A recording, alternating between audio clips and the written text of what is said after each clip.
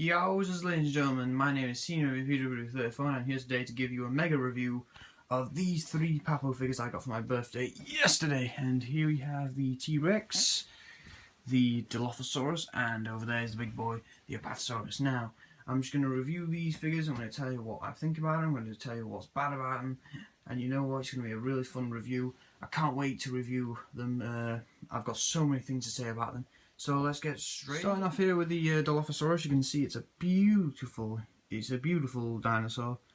This one did come with a stand, but I don't have the stand with me currently.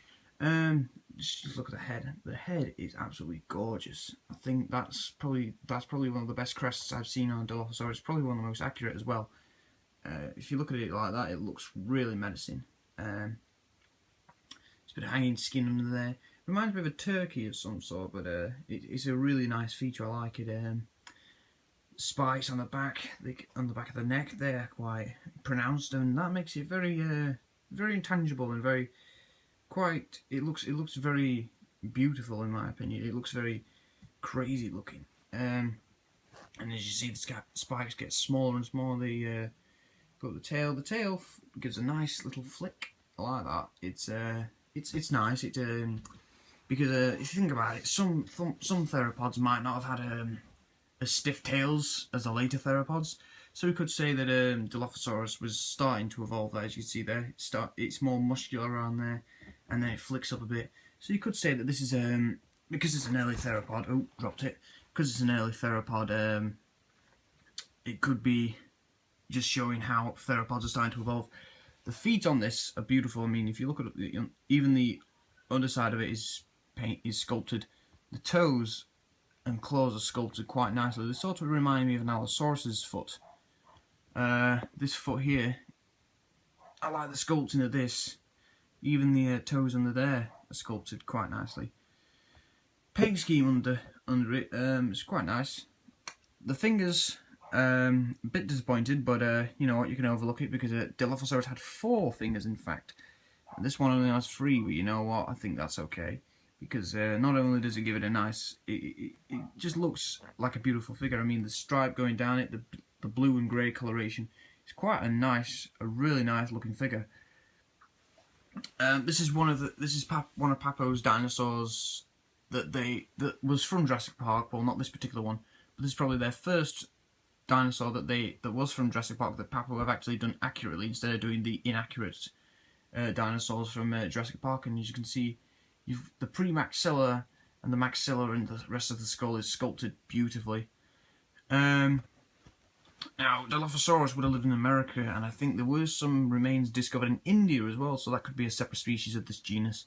I think this measured about 6-7 meters long, probably weighed about half a ton to a ton, and it was basically the top predator at its time until large carnivores like Allosaurus and Ceratosaurus moved in and then forced it out of its territory, and it got killed off basically.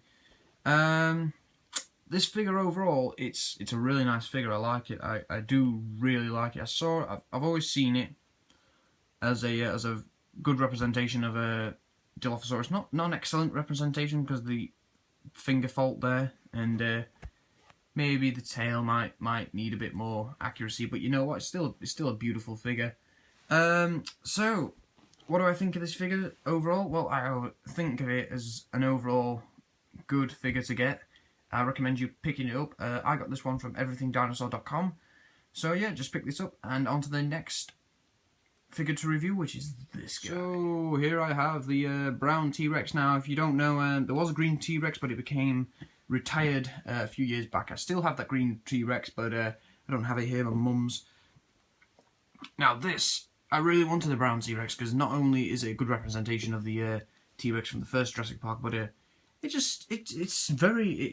looks similar to the green T-Rex, but there's some differences in the skull.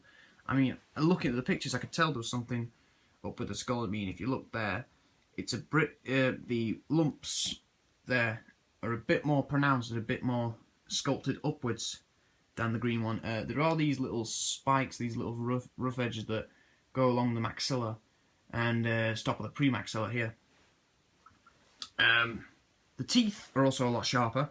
but not too sharp, as you can see there. I'm just poking my fingers into it as hard as I can. Nothing there, nope, just a few dents, but nothing to, you know, hurt little children or something. The inside of the mouth is beautifully sculpted. That's something I forgot to mention on the Dilophosaurus, that has a beautifully sculpted mouth. This muscle tissue here is nicely sculpted as well. It gives it a nice wet effect with some of the light shine on it. What else can I say? Well, the crest above the eyes, they could have done some painting with it. Like, it's just brown, but I'm liking it.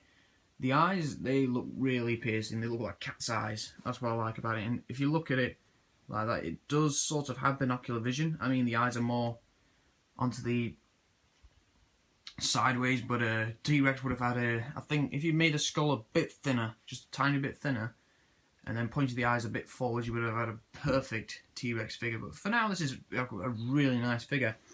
As you can see, the paint, it does contrast greatly with like the browns, and you've got like the lighter browns underneath, and you've got the darker browns on top. You've got the stripes on the legs, which I really like. I don't know why, but that just really stands out to me.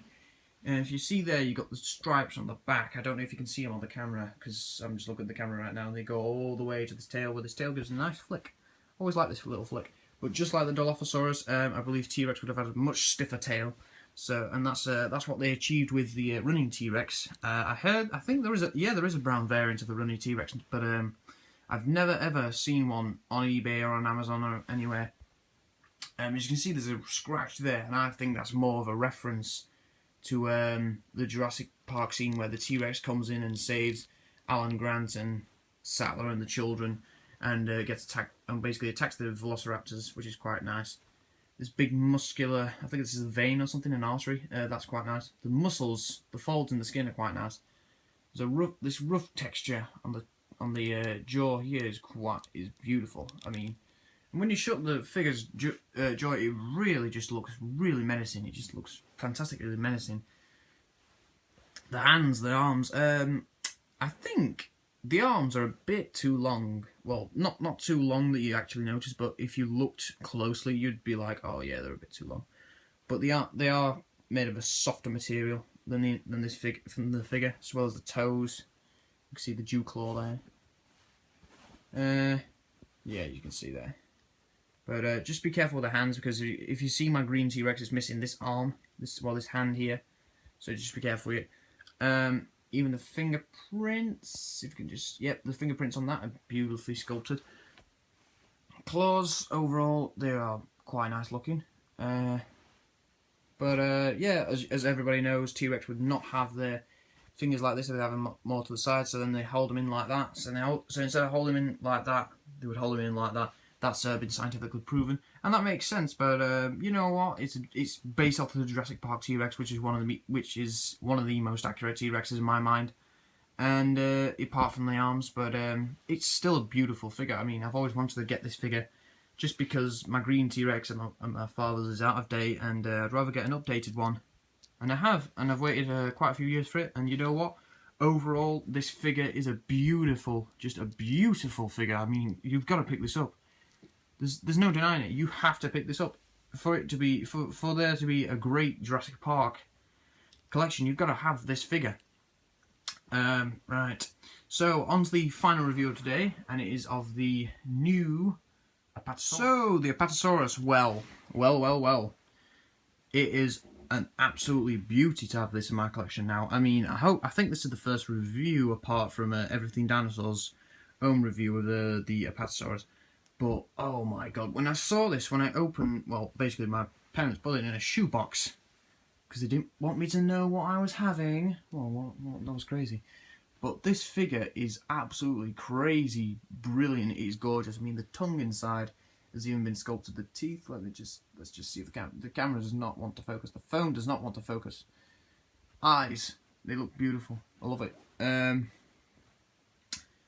Just the colour of the neck, everything is great about this figure. I mean, look at it, the neck just bends quite nicely.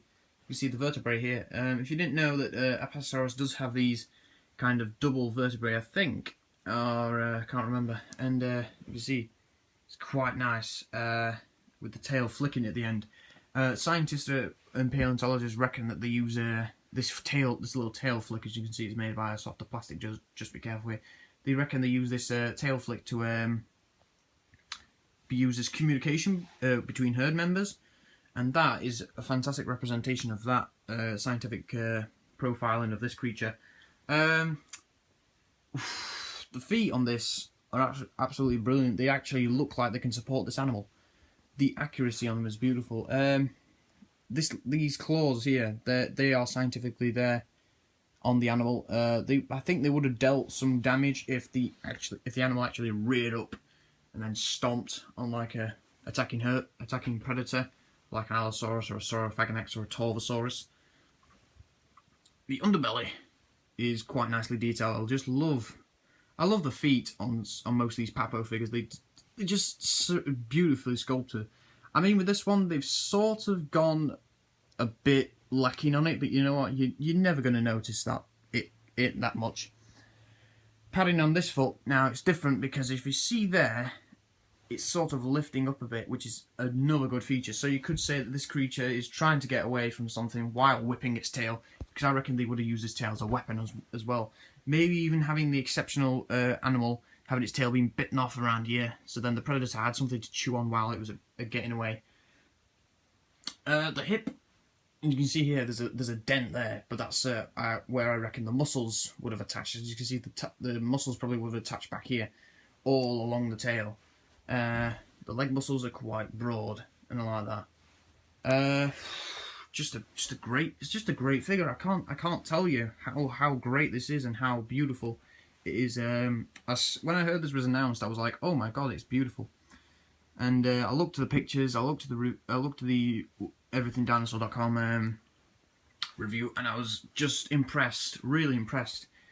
I mean, this is probably one of Papo's best, if not in the top 3 best figures they've ever done. I think this would be under the T-Rex and then the Spinosaurus or something like that. Now the confirmed size, I think the confirmed size for this was like 37 centimeters, but I measured it, and at this length, as the position it is now, I think when I measured it, it was like actually 39.5 centimeters. But when I measured the entire animal, like just if it was outstretched, I think I got a measurement something around 47 centimeters. So it is a bit. So this guy is bigger than what we intended, and you know, well, that's fine with me. But he is a young Apatosaurus, so imagine if they actually released an adult. How big would that be? It'd be a big one. But this one is probably just on the verge of becoming an adult. That's why it's a young one. So it's a sub-adult, I reckon. But you know what? This is a beautiful figure. I'm glad I actually got this. These figures really complement each other. I mean, I've got the scene here where the T-Rex is attacking the Apatosaurus, but the Apatosaurus is defending itself with his tail.